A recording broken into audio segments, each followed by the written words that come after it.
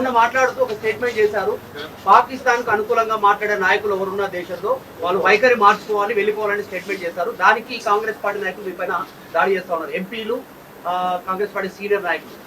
నేను మొత్తం అంటే let me give my statement very clear. When I give a statement, I'm cautious.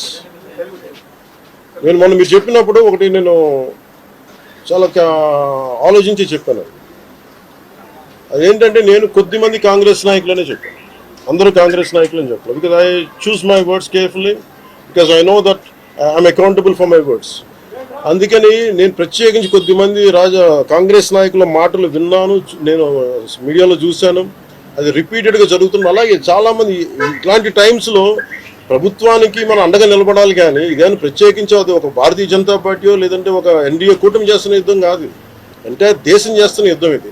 ఇలాంటి సమయంలో కూర్చొని మీరు పాకిస్తాన్కి ప్రోత్సాహకరంగా మాట్లాడి లేదంటే ఇక్కడ కూర్చోబెట్టి నదీ జలాలను ఆపండి, ఇలాంటి పిచ్చి పిచ్చి మాటలు మాట్లాడొద్దనే ఉద్దేశంతో చెప్పాను తప్ప అది కరెక్ట్ చేసుకుంటే మంచిదే కదా. Otherwise if they don't correct themselves they will be corrected in future.